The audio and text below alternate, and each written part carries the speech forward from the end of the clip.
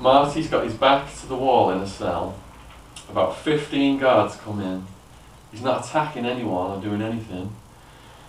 One guard steps forward, grabs him, throws him down. They all start piling on him, electrocuting him with taser guns, and he has a heart attack and dies. Scott Norberg, mentally ill man wandering a neighbourhood. They brought him in. They did the same thing, and a female guard tried to stop it. Stop beating him, his face has turned blue. They pushed her off and they kept beating him. The inmates watching in the holding cell started yelling, "Why are you still beating him? He's already dead." And even after that, turned blue. They were beating the corpse on the floor.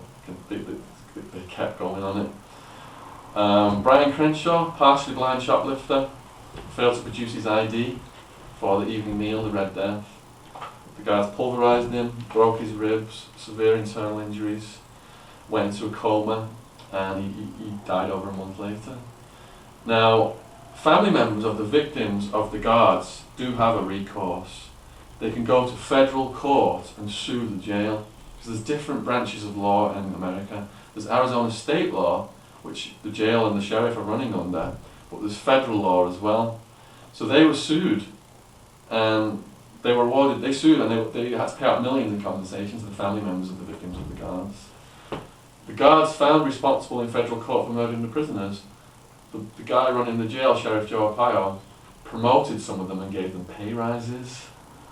Yeah, so that's a direct incentive, financial incentive to murder people right there. There's no recourse for the guards.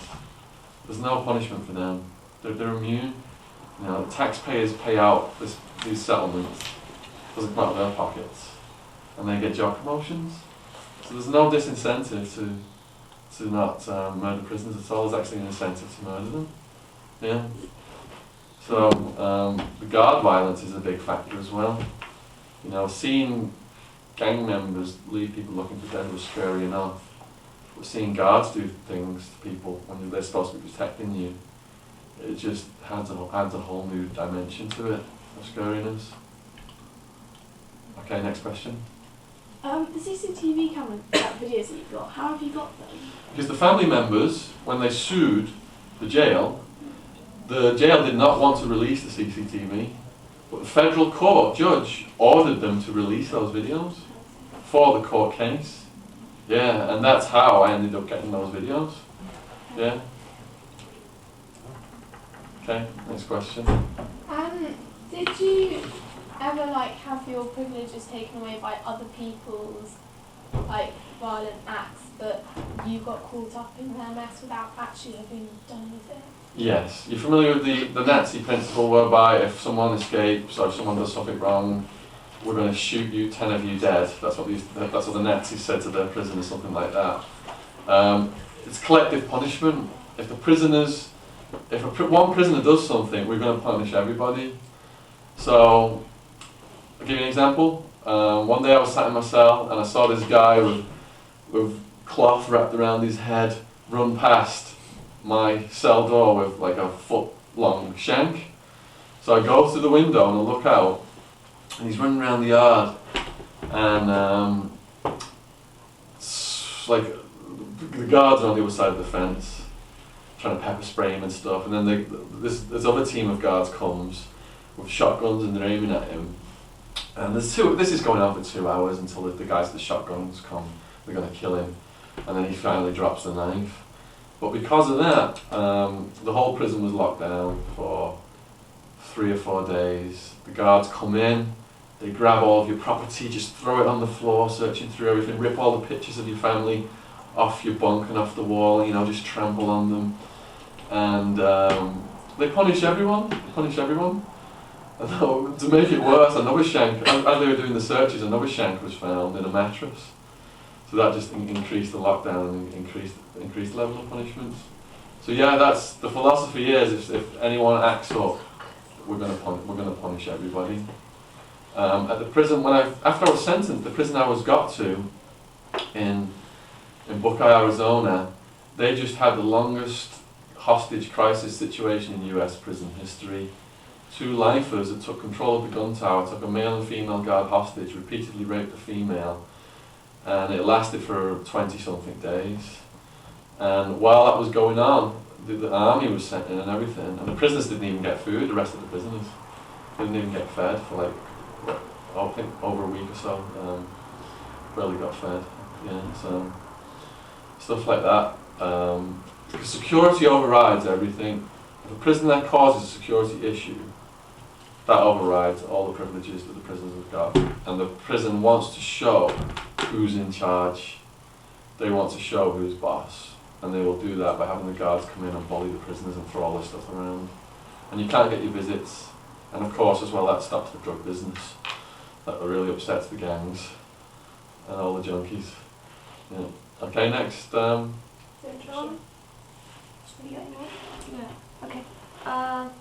Do you have like psychologists came in to like give the prisoners therapies or stuff? Did I get psychotherapy? Yeah. Yeah. In the prison. The medical staff in Arizona's prison. I'm not saying about all prisons in the world, but the medical staff in Arizona's prisons were generally people who were barred from public practice because they'd been lawsuited out of the business. So they have to go to the prison. The prison's the last resort. It's the place that will take them. And you make a complaint in prison psychologically, 9 times out of 10, they're going to give you pills, hardcore psychotropic medication. Prisoners are not considered human beings. It's considered an institutional use. So drug companies can come in and experiment with the latest generation of psych meds on them and stuff like that. So they're all pushing these pills, all the doctors and the prisoners. You see prisoners just lining up. It's called the Thorazine shuffle. And they're all just doped out the head, just lining up for these pills like zombies. So I was skeptical about a lot of the medical staff, but I fell into the hands of this brilliant psychotherapist called Dr. O. He was a neuropsychotherapist, and he was into yoga and philosophy. And I just really clicked with him because I was into yoga and philosophy. And I had about 12 sessions with him, and to this day, I still remember what he taught me, and I still fall back on the things that he taught me. He said to me, Shaun, you've got this addictive personality, this adrenaline junkie personality thing. That's why you like the stock market, the ups and downs, all the thrill-seeking kind of thing. And he said that was also what was leading to me getting into trouble. But the key to deal with it was to view it as energy. I was choosing to take my energy and put it in these negative addictions. Racing around at 120 miles an hour in my sports car, high on crystal meth, hanging out with all these gangsters in the drug community. I had the Italian mafia after me at one point, and I had the Mexican mafia protecting me at one point. All this crazy stuff going on. In prison, I met the son of an Italian mafia murderer who murdered 24 people, confessed to murdering 24 people. He said his dad had dispatched him as the head of an armed crew to take me out to the desert to kill me from a nightclub. But my friend Wildman had got in a fight at that club and we had to leave in a hurry. So I was in all these dangerous situations. I didn't realise the amount of danger I was putting myself into. I'd clouded my brain by doing all these drugs over the years, and it scrambled my decision-making processes. So Dr. O said to me, it's all energy.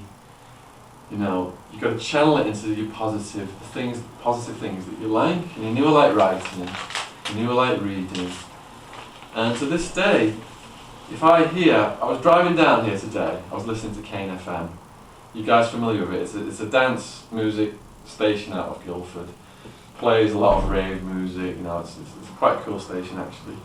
But you hear these tunes, these old school rave music tunes, and all of a sudden your blood speed, you feel your blood just starting to speed up, and this charge of excitement. And it's like, the metaphor I use in my book is, I hear the wolves howling for me to come out and party, and I still do hear them when I hear music like that or something else that triggers it. But he said, take that energy and put it into positive things. So I go to